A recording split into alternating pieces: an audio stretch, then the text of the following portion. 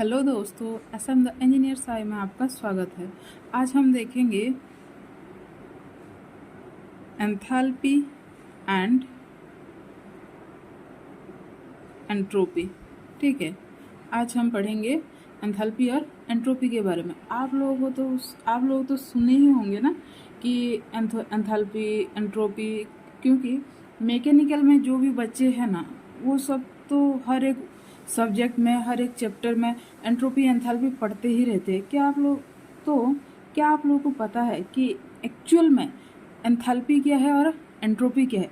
ऐसे तो हम रट्टा मार के दे एग्ज़ाम क्लियर कर लेते हैं, पर एक्चुअल में एंट्रोपी क्या है, एक्चुअल में एंथैल्पी क्या है, क्या आप लोग जानते हैं? वो आज हम देखेंगे। ठीक है, पहले हम स्टार्ट करेंगे एंथैल्पी के बारे में। Okay, entropy. ओके, पहले हम देखेंगे एंट्रोपी के बारे में। ठीक है, तो एंट्रोपी क्या है? वैसे एंट्रोपी को डोनेट किया जाता है। एंट्रोपी डिनोटेड बाय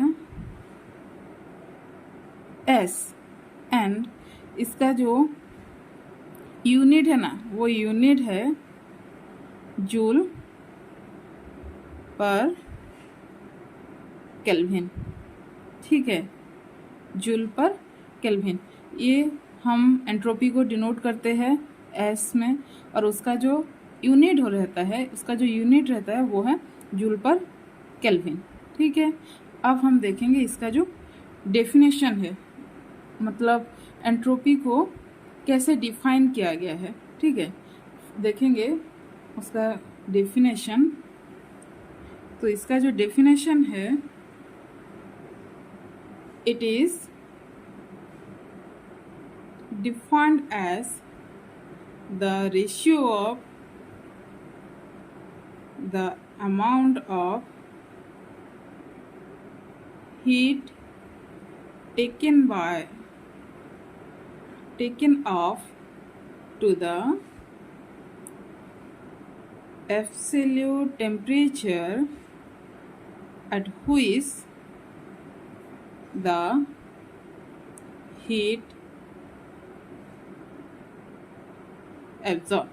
ओके, ये हो गया इसका डेफिनेशन। वैसे हम सब जानते हैं ये उसका डेफिनेशन है, और ये हम जब से मैकेनिकल में आए हैं, जब से स्कूलिंग किए हैं, जब से +2 में आए हैं, इंटरमीडिएट में आए, तब से हम एंट्रोपी मतलब क्या है बोले तो हम सब यही डेफिनेशन चिपका देते हैं, है ना। एक्चुअल में अगर समझने की कोशिश करेंगे आप लोग, तो मैं समझाना चाहूँगी कि वो जो एंट्रोपी क्या है पता है? एंट्रोपी हमेशा डिसऑर्डर में रहता है। डिसऑर्डर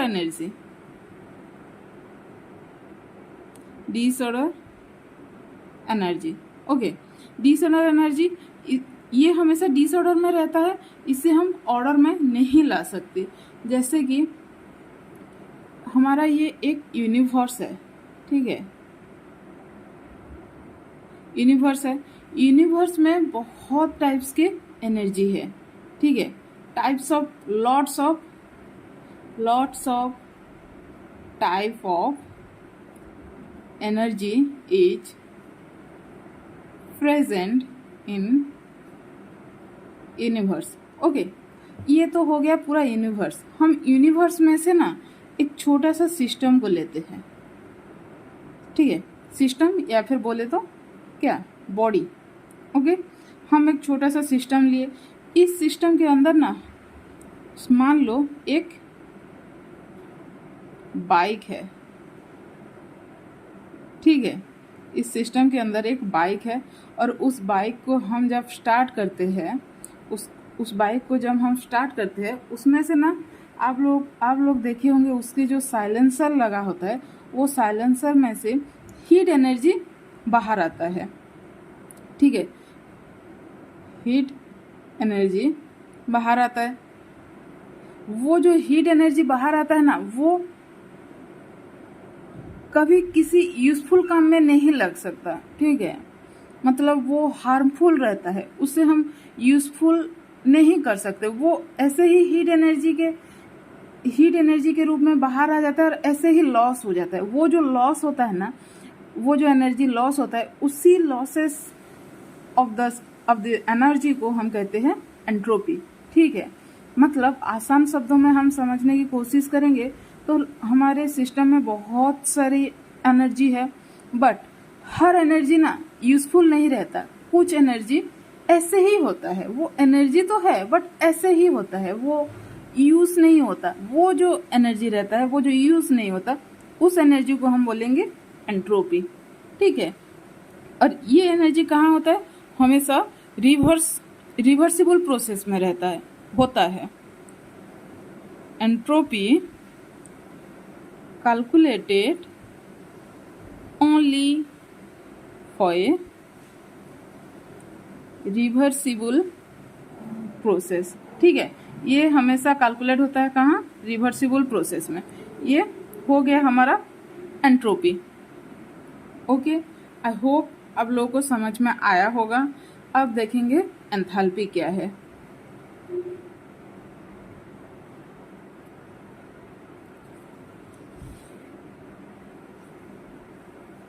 ओके, तो एंथैल्पी को कैसे डिनोट किया जाता है?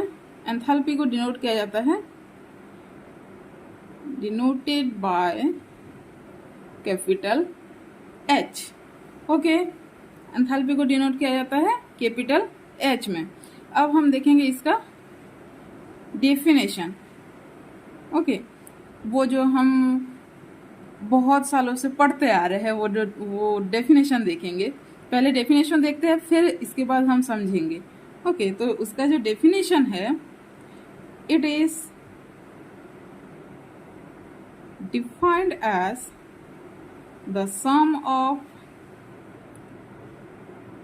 Internal energy of a system and the product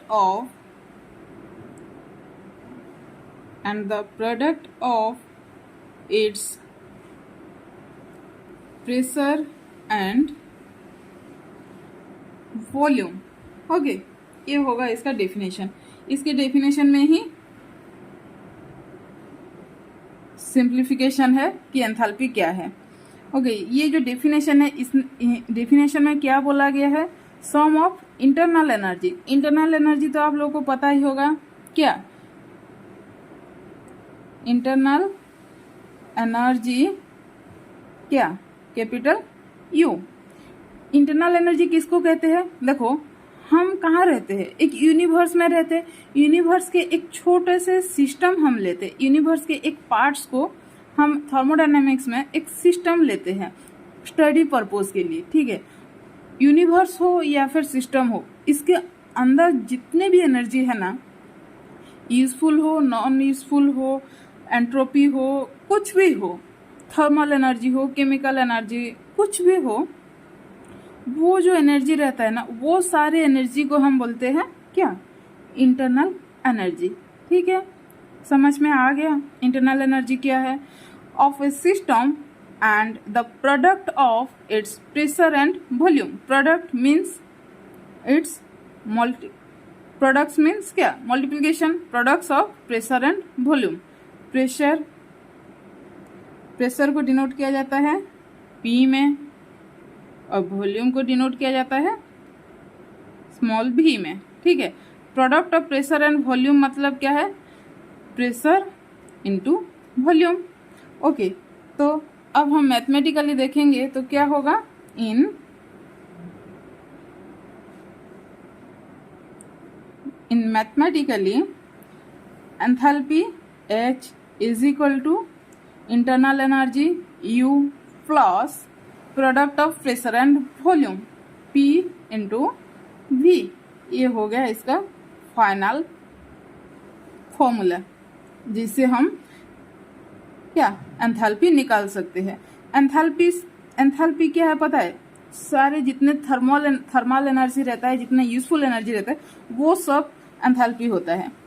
मतलब यूजफुल और नॉन यूजफुल, थर्मल, केमिकल, जितने भी एनर्जी होता है, वो सारे एनर्जी को हम एंथैल्पी के हिसाब से लेते हैं, और एंथैल्पी को हम निकालते हैं कैसे, इंटरनल एनर्जी, जितना भी इंटरनल एनर्जी रहता है, अगर एनर्जी है तो वो कुछ वॉल्यूम ऑक्युपाइज किया होगा, अगर वो कुछ वॉल्यूम ऑक्युपाइज किया है तो उसका कुछ प्रेशर भी होगा।